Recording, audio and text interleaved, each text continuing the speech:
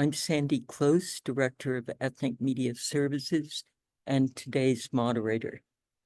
EMS and California Black Media are partnering with the Department of Health Care Services to present this first of 6 briefings over the next 2 months to explore how Medi-Cal is transforming the landscape of healthcare services in this state to bring Californians the care they need to live healthier lives. Medi-Cal members now have access to new and improved benefits and services that go beyond the doctor's office or hospital and address their medical and health-related social needs. For example, enhanced care management, also known as ECM, there are a lot of acronyms in this, is a new benefit that manages... Dame tu número de teléfono nuevamente porque ya lo cambié. Yo cambié mi celular y tengo un nuevo. Could somebody mute themselves, because we hear you and we're so delighted you're on the call, but we need you to mute. For example, enhanced care management, and I'm learning these acronyms myself, is a new benefit that manages person-centered care for Medi-Cal members with the most complex needs. Community supports, engages community health workers who coordinate housing supports, modify homes to make them accessible, provide in-home care, connect enrollees to sobering centers, asthma remediation programs, and medically tailored nutritious meals. All this covered by Medi-Cal. At this briefing, DHCS leaders will describe Medi-Cal transformation and the multi-year initiative to create a coordinated, enhanced, and equitable system of care called CAL-AIM. That's CALAIM. Additionally, Medi-Cal community providers and healthcare workers will share what enhanced care management, or EMC, and community supports really look like on the ground.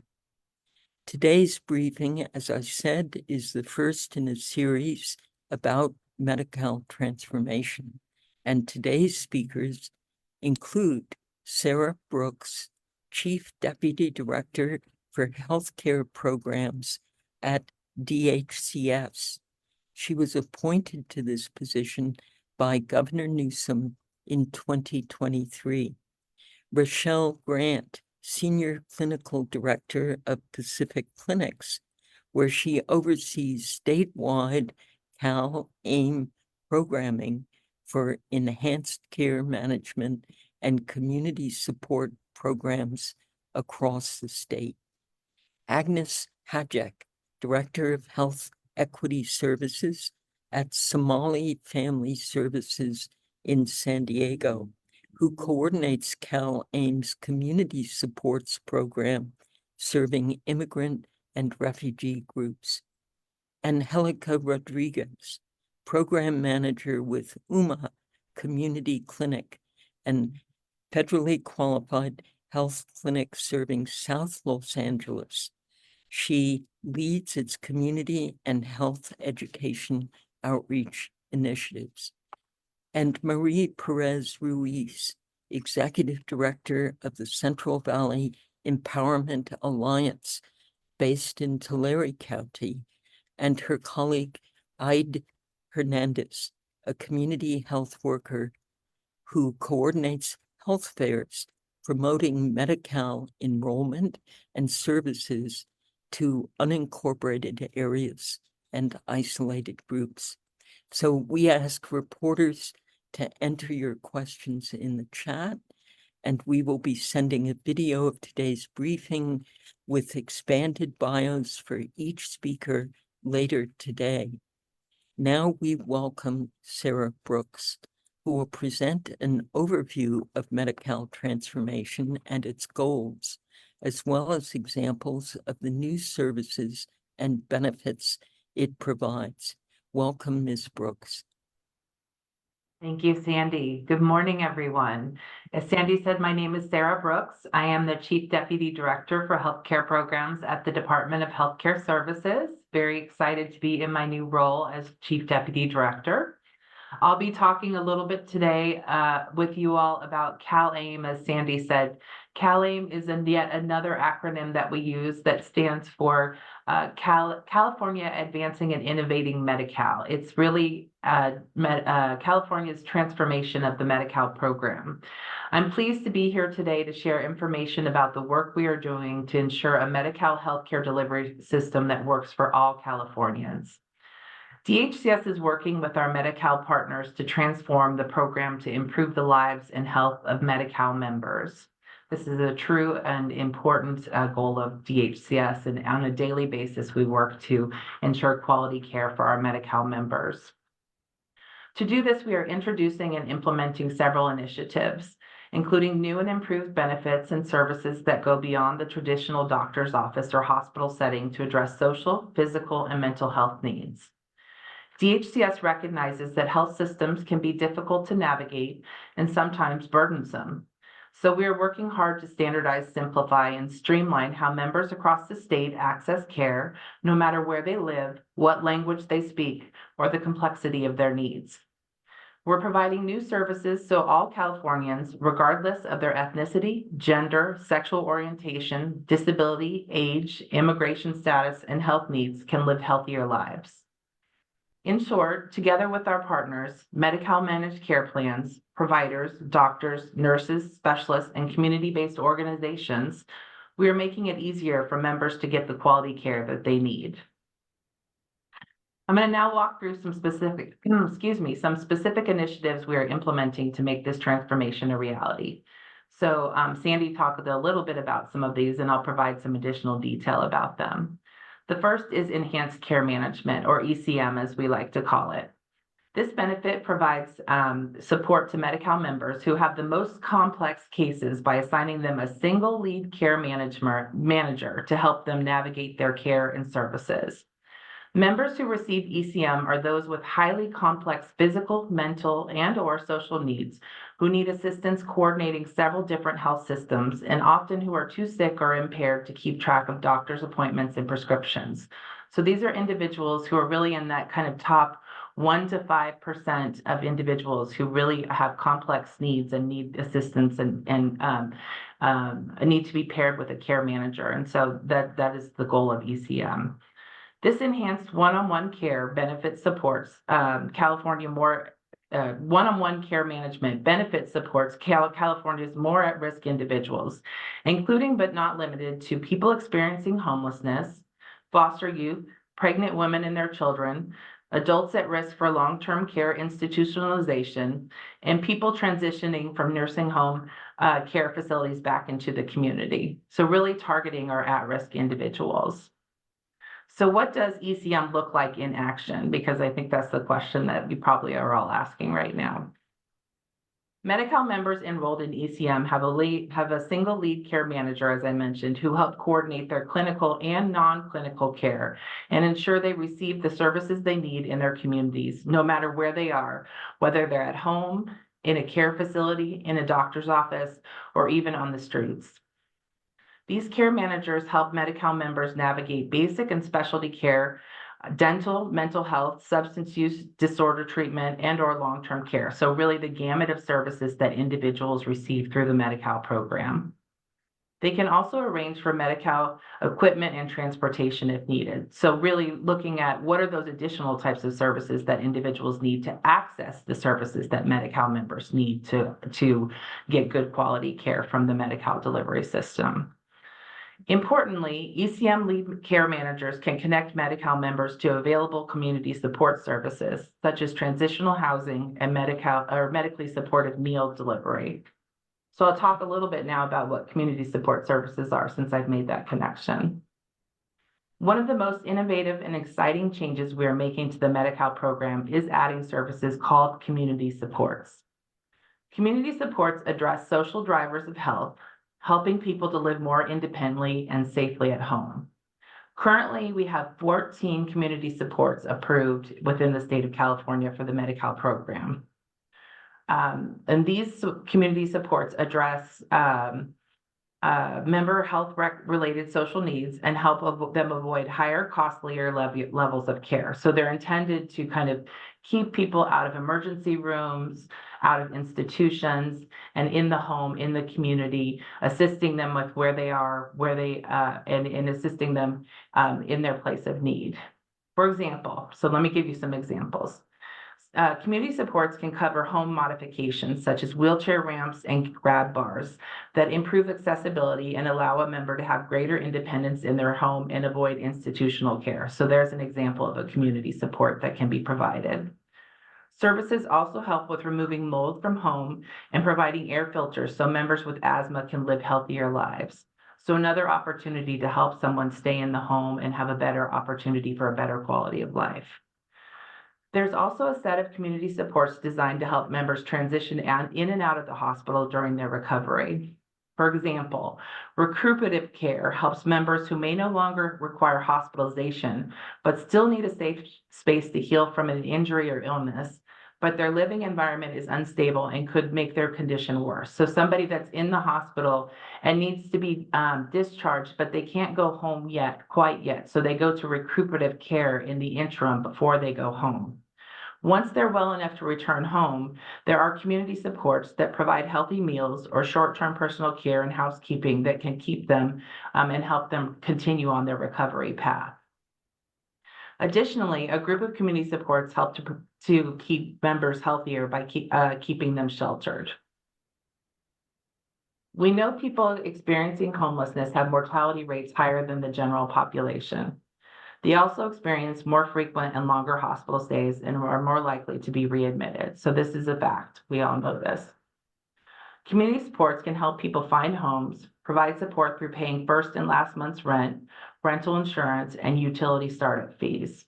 So that's another example of community supports that are being offered. So housing and what are called tenant services are example of community supports that can be provided to individuals through the Medi-Cal program to help people as they continue to better their lives. In addition to enhanced care management and community supports, there are many ways Medi-Cal is working to improve how members access care. On January 1st, so just a few months ago, we did implement a new rigorous Medi-Cal managed care contract with all of our managed care plans here in the state of California. This contract requires plans to provide quality, equitable, and comprehensive coverage for Medi-Cal managed care members. It holds plans accountable to our vision of Medi-Cal transformation. The new contract for the first time standardizes care across the state, meaning all plans provide the same base benefits and services as they are implementing the many Medi-Cal transformations. So before, there were differences in terms of benefits that were available in different counties for different health plans, and we've standardized that so that for all health plans, the same benefits are available across the state so that it's less confusing for members when they access care. If a member moves from one county to another, then they have the same benefits when they're accessing care from one health plan to another. It also requires health plans to partner with local agencies such as health departments, school systems, school service offices, child welfare, and justice departments. These collaborations ensure members receive coordinated care and have access to resources where they live. So ensuring that we're looking at how can our health plans be working across the spectrum with all the different kinds of entities that touch our Medi-Cal members and make sure that communication is happening so that all the different touch points are in communication with each other and making sure that those conversations are happening. One key provision in the contract that I do want to call out is continuity of care, just because it's important for you all to be aware of it. Continuity of care is an ability for a member to continue to see their same provider for up to 12 months if they make a request to the health plan in certain situations. And that includes seeing doctors, primary care doctors, specialists, and most therapists. And so just wanted to call that out to you. We have information about that on our website. And if you have questions about it, we're certainly happy to answer questions or provide follow-up information if you have additional detail that you would like. So a little bit about behavioral health services. Those services are, Ms. Brooks, I have to ask you to wrap up just I because. will wrap up right away. I'm going too long. Okay, my apologies. I'm That's right. sorry, I can be wordy. No, it's fascinating. Okay, let me wrap up. So I'll just wrap up real quick and just say that finally, I want to remind everyone that Medi-Cal has expanded its enrollment qualifications during the last decade. This means more Californians are eligible to enroll in Medi-Cal than ever before. If you know someone who used to be enrolled in Medi-Cal but lost coverage or who didn't qualify for full coverage before, encourage them to reapply. This is important. They can do it in person, by mail, or online by visiting medical.dhcs.ca.gov. We have more information on our website, including fact sheets about Medi-Cal transformation. If you'd like more information, please contact DHCS's Office of Communications at dhcspress@dhcs.ca.gov. I do apologize that I talked so much today, Sandy. Happy to answer any questions. Look, to compress this remarkable transformation, and it is, I would say, revolutionary, in 8 minutes is no small feat. One quick question. Yes. The number of Californians who are enrolled in Medi-Cal, we've just been through redetermination. We're still going through questioning eligibility under a federal mandate, but we also know Medi-Cal has dramatically expanded, as you just mentioned, membership to all undocumented residents, essentially. What would you say is the estimated number of Californians who are now qualified for or enrolled in Medi-Cal? Question. We're still seeing enrollment numbers at about 14.9 million individuals in California that are enrolled in Medi-Cal. So our numbers are significant. So we are excited to have that many numbers of individuals enrolled in our program. And that is roughly 1 out of 3 Californians. Yes, that's correct. That's dramatic, and why this is so important for all of us to cover. This really is the core medical healthcare program affecting this dramatic number of Californians. So thank you. Please hang in. Please monitor questions, and we will go next to Rochelle Grant, Senior Clinical Director of Pacific Clinics, who will discuss CalAIM programming for enhanced care management and community supports. Thank you, Ms. Grant. Please go right ahead. Thank you so much. I'm excited to be here. Good morning, everyone. So yes, Rochelle Grant, Senior Clinical Director at Pacific Clinics. I oversee our statewide ECM and CS programs, which I'll talk a little bit more about in a few minutes. Now I have to ask you to slow down. Oh, yes. Our interpreters. If you go too fast, it is very hard for them to do justice to your remarks. All right. Thank you, Sandy. So I'm also a licensed marriage and family therapist. A little bit about Pacific Clinics. We are California's largest nonprofit, community-based behavioral health and support service providers. We have over 2,000 employees statewide.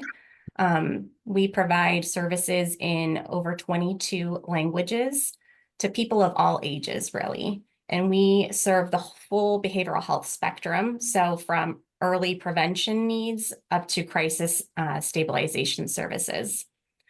And I know we're here to talk about Medi-Cal transformation.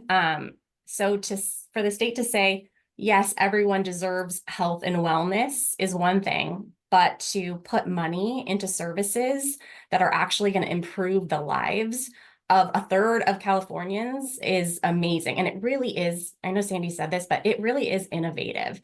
I was at a state or a nationwide conference last year, and other health plans are not doing this. Other states are not doing this. So it was really exciting to be there and be like, yes, we're doing this. And we've been doing this for a while now. So just kind of a testament and an excitement for that. So as I shared, we have both ECM and community supports across the state of California. So Sarah shared about some of the specialty populations that are served within ECM. So those experiencing homelessness, frequent hospitalizations, those with mental health and substance challenges. So we serve all of those populations for adults and kids at Pacific Clinics. We started back in 2020, January 2020, if y'all remember what was happening around that time, the pandemic. We were a health homes provider, which was the state's pilot program before ECM came online. So we started in one county with 2 health plans, so Santa Clara County. And then in January 2022, when ECM and community supports launched, we launched statewide. So now we are providing these services in 20 counties across 8 health plans right now and counting. So it's very exciting for us. And we also we provide primarily housing community support. So there's 3 specific housing ones around helping people find housing, helping them to secure deposit. So not a lot of people know, but if you qualify, you can access $5,000 to $6,000 to support your move-in once you find a home through the health plans. Amazing, like never heard of that before. And then the other housing services that we provide are really to help people maintain their housing once they've found a place.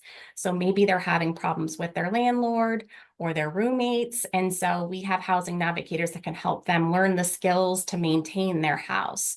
We also provide classes through our day habilitation program, which is another community supports program, to learn some of those skills. So it's really exciting work, and it's a real complement to ECM. Our teams work really close together. I wanted to share a little bit about some client successes that we've seen. So for ECM first, we had a referral from the health plan, someone that was hospitalized because of mental health concerns, also experiencing homelessness, and a history of substance use, where he also needed medication-assisted treatment like Suboxone to treat his needs. There were some other complex health stuff going on for him. He had traumatic brain injury, which also resulted in surgery. So a lot going on. And our lead care manager did an assessment and a treatment plan to identify goals that they want to work on. And I'm happy to say we supported him to find a residential placement so that he could work on some of his substance use. We supported this person in getting a therapist and a psychiatrist to address some of those medication needs for the mental health and substance use challenges he was having. We supported transportation to get to the appointments to make sure he was following kind of through on his care plan. And now he's engaging in so many amazing activities. He's going on daily walks, playing pickleball. He's having positive relationships with caregivers. So it's just amazing, the transformation that we've seen through our work together. And then one other story I'll share for our community supports housing teams is that our street outreach team had discovered someone living in a tent. And he had shared he was unable to get a job due to an injury, but also was not qualifying for disability. But he was looking for something to get engaged in that was positive. So some of our day hab classes are offered via Zoom. And so he called in to his first class on Zoom in the tent, which is amazing commitment. It shows, and he was thriving. He liked connecting with people on Zoom. He liked learning a new, skill that could help him find a house. So it was really cool story. From the provider perspective, what I'll share about this Medi-Cal transformation that we've seen is the volume of referrals and need. It's greater than we've ever seen in the history of our organization. Like we have seen, it's just allowing more people to get care than ever through this transformation. So we have done 27,000 outreaches to eligible members since the start of ECM. And currently, statewide, I'm proud to say we are serving 1,600 customers in ECM and 600 in our CS housing programs. So I have a huge team. I could not do it without them. And another thing I'll highlight through from the provider's perspective is around peer services. So that's, we're just really grateful that these programs are valuing people with what we call lived experience. So that's really people that may have been through the mental health system themselves. They may have had substance use challenges or been a part of the justice system. So these are people that are very integral to the work that we do. They're great at connecting with people. They're usually from the community that they work in, and they really encourage people to feel more comfortable to access these services. So historically, I would say these type services, peer type services, were not reimbursable under the health plans. And so we're seeing the shift now and like really, really excited about the progress that we're making towards that. Okay, a couple more things. If there's potential providers on the line, I just want to share, it's been a really great partnership with DHCS and our health plan partners. And I would say it's a really great time to be a provider right now because we're 2 years in, more than 2 years in now. All of the populations of focus Sarah mentioned have been launched. So it felt a little wild there. Every 6 months, it felt like a new launch. But I think it's mellowing out. Now's a really good time to join, become a provider. Talk to our health plan partners. They're saying this next year is really going to be about fine-tuning, innovating what we've already been doing. So I just encourage people. And then there's grant money. So there's grant money and there's TA support, which is like teaching assistant support to do this work, to build the infrastructure related to staffing, to build up your technology that you might need, you know, whatever it is. So this is a really, really great time, and we're just really appreciative to DHCS. Last thing, I know I'm following up before I get pulled off. If for potential customers, I know some of the media is going to bring this back to our community. So what I would just point out here is that really the point of Medi-Cal transformation is no wrong door. Like there's no wrong door to get these services. It's a benefit for Medi-Cal members. So all you have to do is be enrolled in Medi-Cal, have some of these focus needs we've talked about, and you're eligible. Just means contacting your health plan or your primary care physician, and you can get enrolled. So it's really cool. I'm so excited to be a part of this Medi-Cal transformation and just really grateful to be here today. So a quick question for both of you, which I have on my personal chat. We seem to be witnessing a total transformation in how we consider delivery of healthcare services. Instead of having people come to the doctor, come to the hospital, come to the clinic, and relying on them to take the initiative, Medi-Cal is actually investing in community supports, enhanced care management to bring healthcare to people where they are. Could you just each summarize the vision that inspires you about this transformation? Start with Sarah. Sure. I mean, I think what inspires me about this transformation is that we're meeting people where they are. And, you know, we are providing, you know, Rochelle talked about no wrong door. You know, we are meeting people where they are, and we're providing services that are needed to really provide a better quality of care and a better quality of life for individuals in a way that we haven't before. You know, Rochelle talked about, and I'll wrap it up, I know. Rochelle talked about many of those services in terms of, you know, providing assistance, monetary assistance to help people get into housing and such. Those are things that weren't available before. And I think that changes the game. It's a game changer. Tell us from your standpoint, Ms. Grant, the vision that captures you, that you've witnessed as part of this transformation. Yeah, I just, you know, it's been so like cool to be a part of. I think what really drives me is like the vision of like equitable, everyone healthy, like, and there are like true things that get in the way of that and like documented, right? And so, and we're changing that right now on a like a statewide level is just so cool. And our lead care managers really are that bridge of like current, like community-based in the homes and the bridge to these aspirational goals, right? I mean, like no pressure, but it's amazing. I'm so excited to hear from these community health workers later today because the work that they do is just hats off to them. Okay, there are questions about how, at a time of huge budget deficits, are we affording this major transformation? But I'm going to hold those off till the final round of questions. We're going to turn now to people on the front lines of delivering this quality care to community.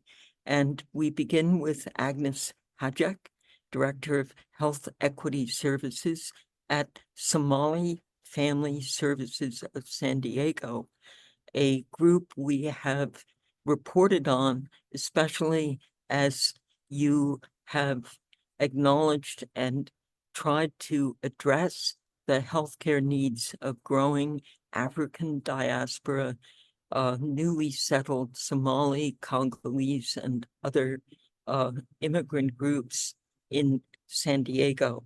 Can you tell us, please, about your work with community supports and coordinating the community health workers who are such a fundamental way of implementing this vision?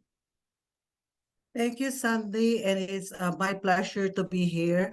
I may not be a good, physically not a good representative of Somali Family Service because we want to respect their holiday today. It's supposed to be, it's a health and wellness director who should be here, but I am very much involved in CalAIM, so I may also be the right person to talk about this in regards to what Somali Family Service has initiated.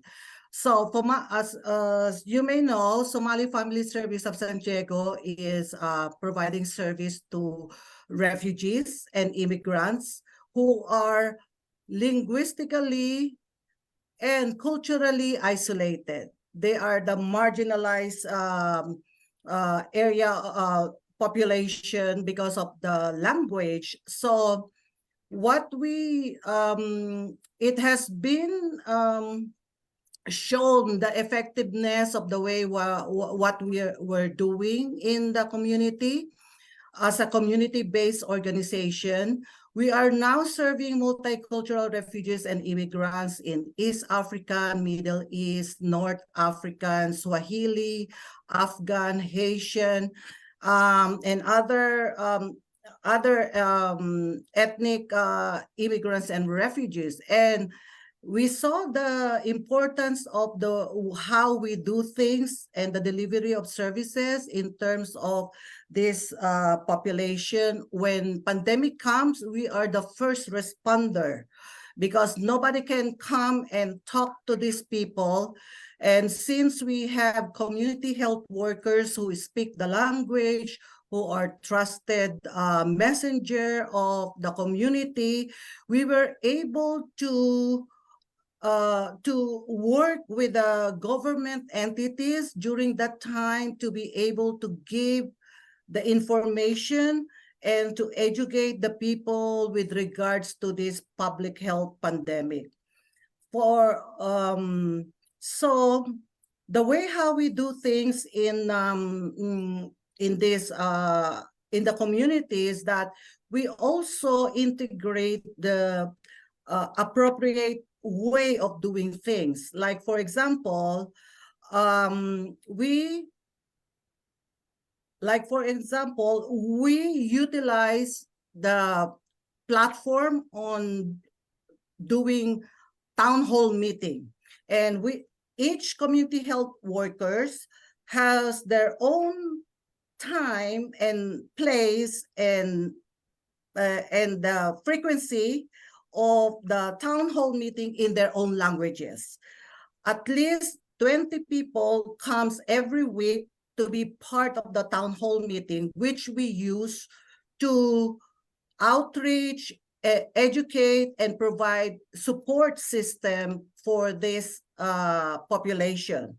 And they feel that they belong because they are able to communicate in their own languages and they understood the information. So basic also to the way how we do things is we are building and sustaining interpersonal and relationship to the community to be able to help them address their concerns and their problems.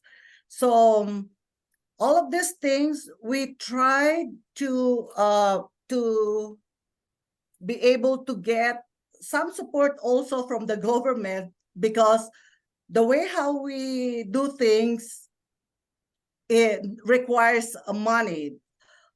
With the help of CalAIM now in place, we are one of the community-based organization that is brave enough to seek for funding and to help us work on what is the our capability doing the groundwork. And this is very much important in the way how the ecosystem are working together, collaborating all entities in one goal of helping the community in maintaining their health, so that in the long run, it will not be expensive for them to support the underprivileged communities. Thank you, Ms. Hajek. This is so helpful. You coordinate community health workers, one of whom was going to be on today's call, but because of the ending of Ramadan, is with family holiday celebrations. What would you say, as a community health worker yourself, are some of the very important health needs of the populations you now serve? I think you've mentioned asthma remediation, for example, but now to have community health workers who have the language, who have the cultural skills to reach out and connect, to bring resources to these people. Could you give us one example very quickly of a health issue that you've seen them make remarkable progress on? Right. So with asthma remediation project that we are implementing and is still still implementing, the community health worker conducts education, outreach, and distribution of asthma remediation supplies, because people don't know what is asthma, how they identify their symptoms, and how to be more proactive in managing their symptoms, not to bring them constantly in the hospital. So the community health workers do their home visits, do their regular outreach and education, and then sometimes they also do some kind of informal gathering for them to, just be part of the support group in terms of how they address their health concerns. Right. So we also provide remediation supplies such as air purifier, the humidifier, pillowcases, mattress cover, special cleaning supplies, and this has some support from the government to be able to be more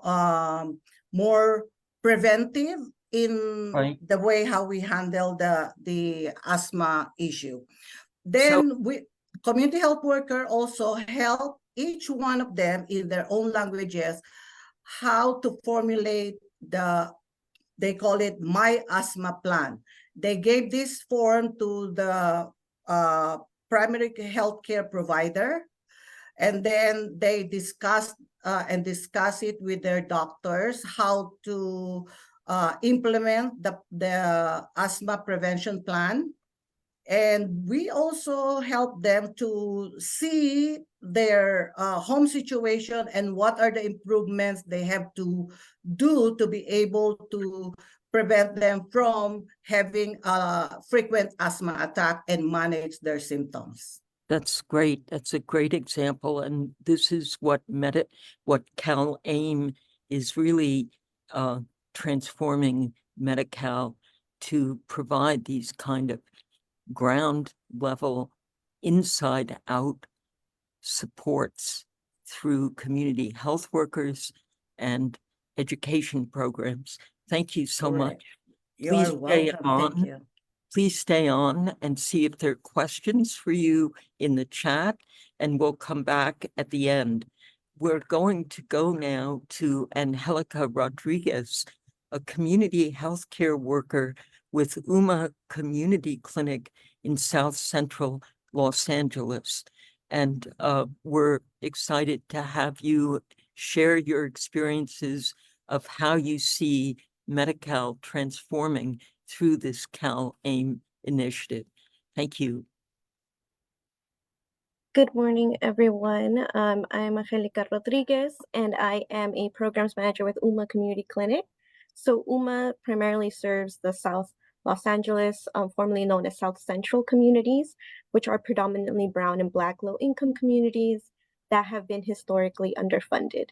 So UMA provides high-quality medical, behavioral, and dental care, regardless of the ability to pay.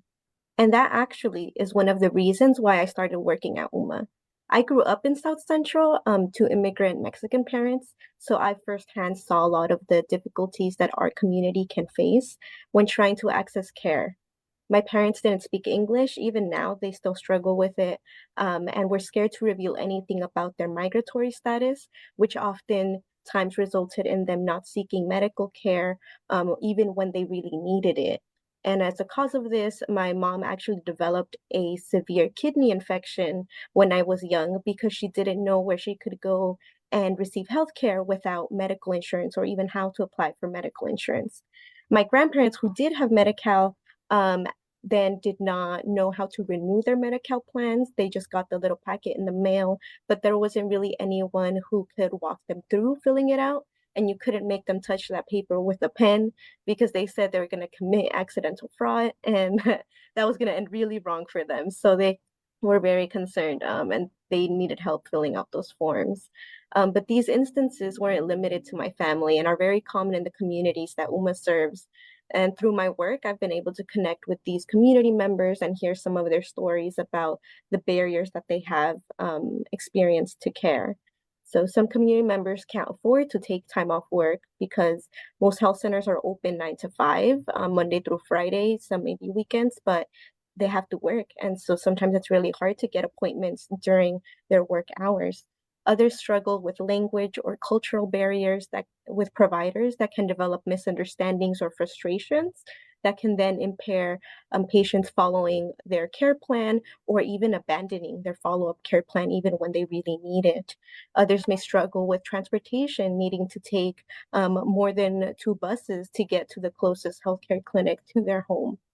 And some may not simply have time in their hectic life schedules, and they might not have the time to be proactive about seeking the resources that they need, whether on the phone or going to the clinic or seeking additional resources on their own.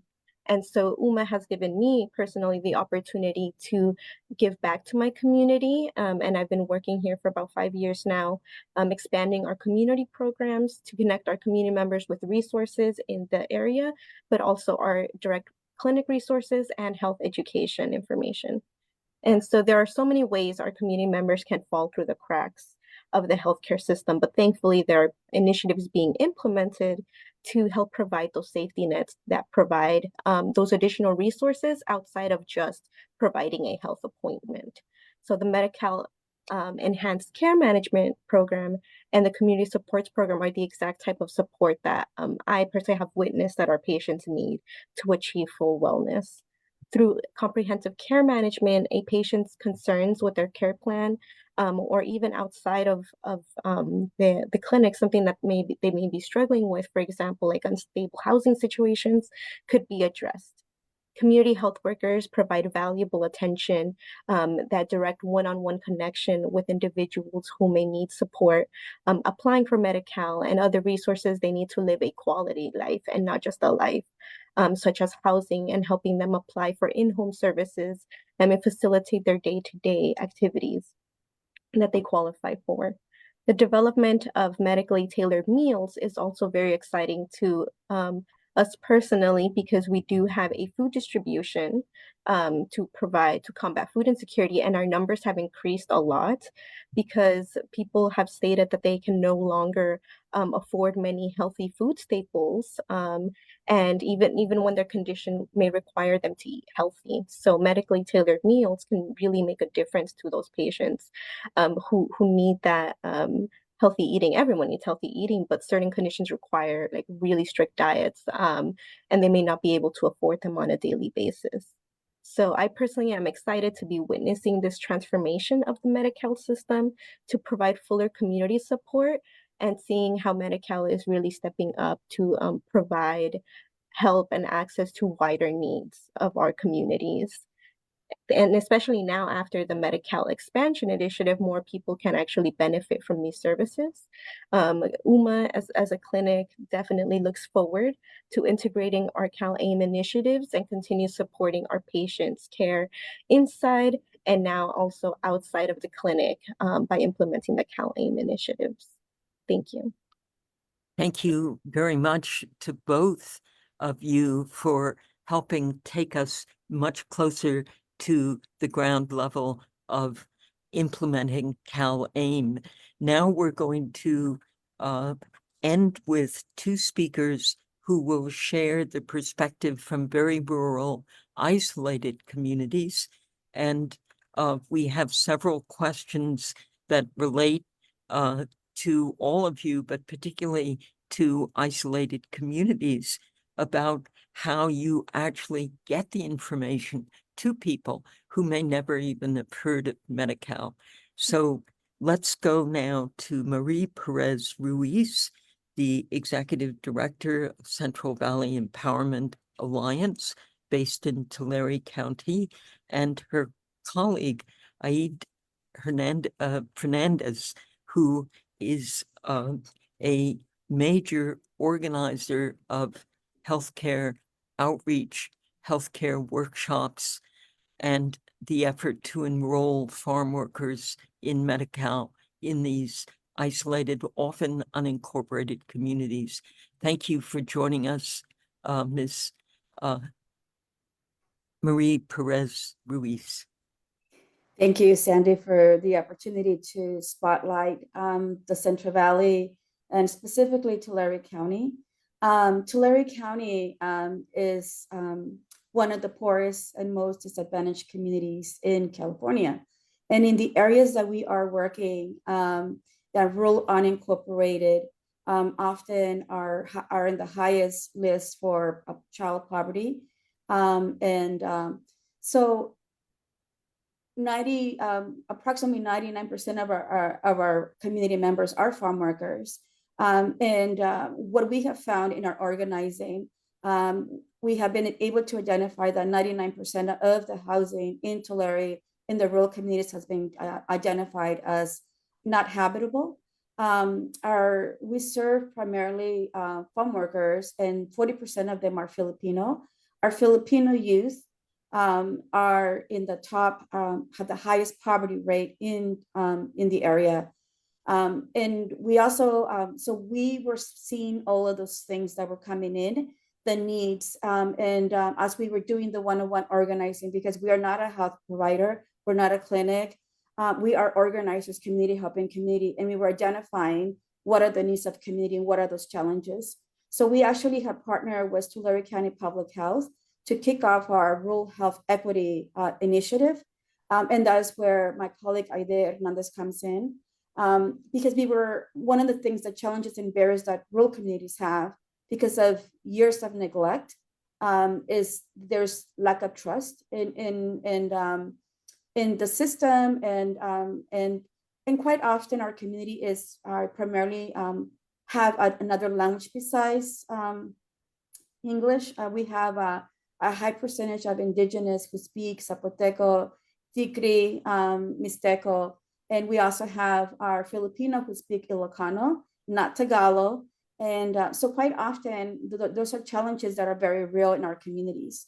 Also, to the setup of our region on geography, we don't have transportation. We only have 2 buses that come whenever they come. One in the morning, one in the evening. So relying on transportation to be able to go to their medical appointments have been a challenge. We have seen that the crisis in our rural communities is so deep that we actually have been, we identified community members that come in because they already have, they did not know they have a serious condition, and we were able to connect them to a healthcare provider, and the following day they lost limbs. They were diagnosed with diabetes, and they were in a very severe place that they already they had limbs removed. And this is something that we experience quite often. We have been working with Tulare County Public Health to be able to go into the rural communities and bring some of the services that the program provides, connecting our community to shelters, housing. A wait period for the unhoused here in Tulare County is 4 years. That is for 4 years. Sorry to cut you short, but please introduce Heidi Hernandez, who is implementing your outreach for health fairs and Medi-Cal enrollment promotion. Idea is our rural health equity organizer, and the initiative is to go to where the communities are with the most needs and be able to bring those resources to them to where they're at. So Idea, can you share with us your experience and who you're serving and some of the outcomes? Hello, everybody. So excited to be here with you guys. Can you guys hear me? Yes. Yeah, okay. So yes, we do experience a lot of different things, and we are with the farm worker community that we serve. We go to the rural communities. A lot of farm workers don't get the healthcare that they need because they're too busy worrying about how they're going to get their next meal on the table.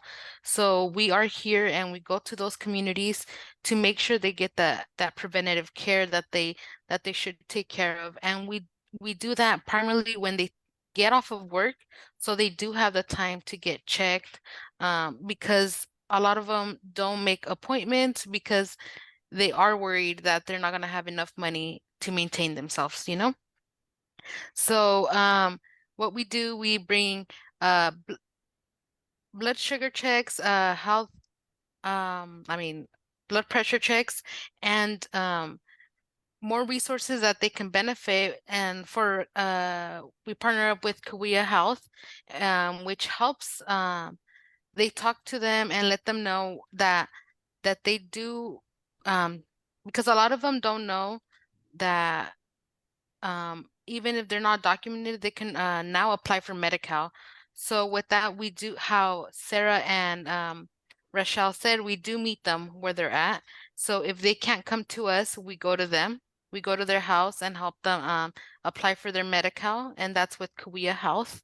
And we, If I can add, we also have hosted a series of health events. So we bring doctors because quite often it's very dire, their health situation. So we bring street medicine, and we've gone to the encampments to provide care for our in-house. We go to the farm workers, and we've done it in front of somebody's house. But literally is trying to meet that need, that, of whatever that may look like. Our goal is, as we try to meet that need, we also try to do preventative. So we also work with the young people and to get in the routine of seeing doctors and feeling comfortable with that, and trying to educate. So trying to break those chains that sometimes ties our community that we tend to go when it's sometimes too late. Go ahead, Aida. Sorry. Yes, Okay. how you were mentioning is breaking that cycle where children can feel comfortable and also go to the doctor and break those cycles that to do get the care that they need. This is great, and I feel terrible being such a clock watcher, but it's all of you have presented a very graphic picture. We as journalists, you're giving us leads for stories we can do as we move forward with understanding more about the dramatic transformation of Medi-Cal services that is underway. A quick question for both of you is, is coming from one of our reporters, can temporary migrants, seasonal workers, sign up for Medi-Cal? Yes. Yes, So, I can. great, okay. And finally, I would like to ask our speakers, the last three speakers, before we go to a final group question. The expansion of Medi-Cal services and the introduction of this multi-year program called Cal-AIM. What would you say, how would you summarize what this means for your work? Very simply, just the impact of knowing Cal-AIM is offering this expansion of services.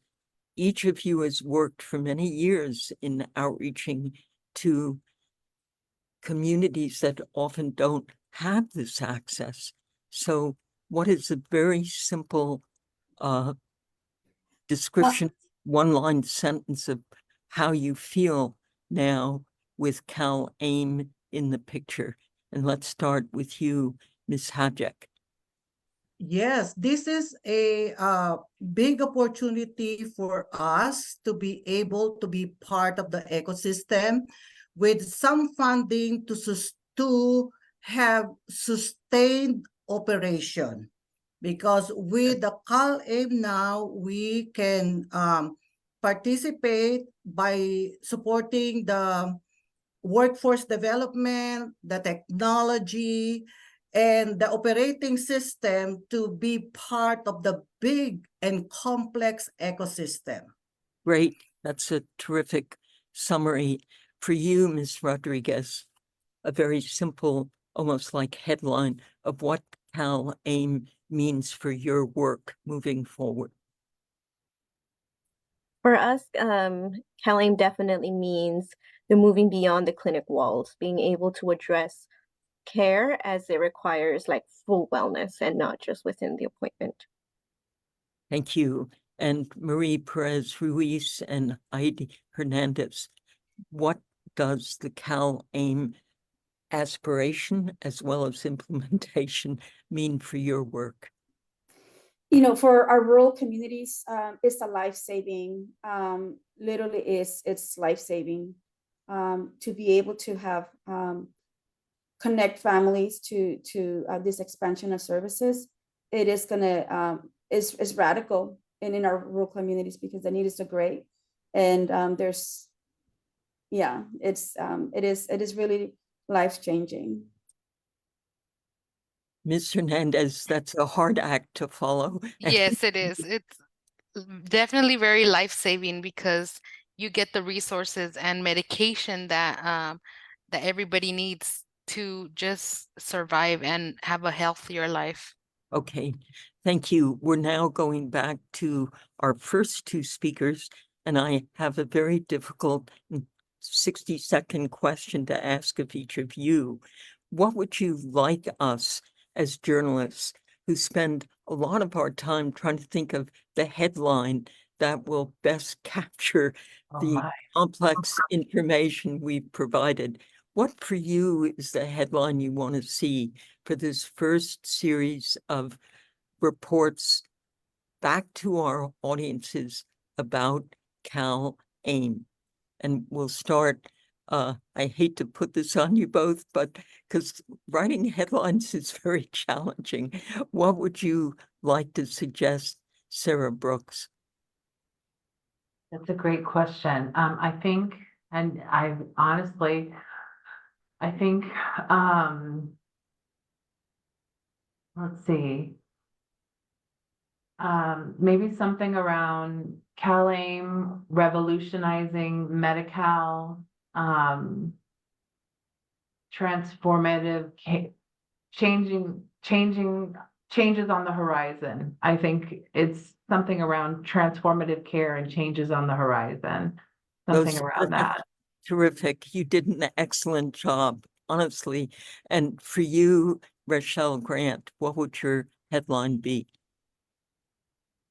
You can access these services now. Call your health clinics. I mean, honestly, I've referred, even in my personal life this last week, I've referred several people to ECM community supports. That's how I feel about this. That's my litmus test. Will I refer my family there? And I have. So these are just amazing, like Mari said, like life-changing services. Thank you. This has been so many times we do briefings that are looking at problems and wondering how are we going to address these problems.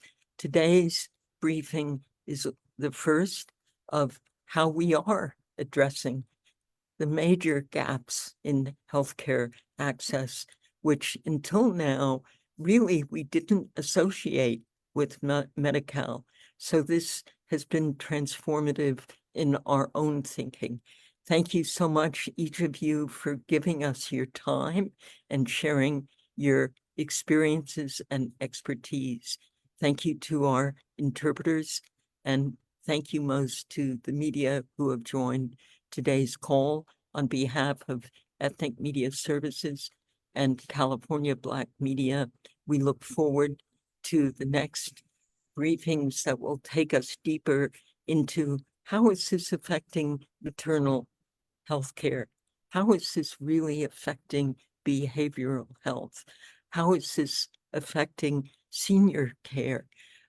Many of these topics we will try to present in a very intimate and visual way through people on the ground who can share how they are transforming healthcare as we know it. And it left me with a question of, wow, it is really a privilege to enroll in Medi-Cal. Thank you so much.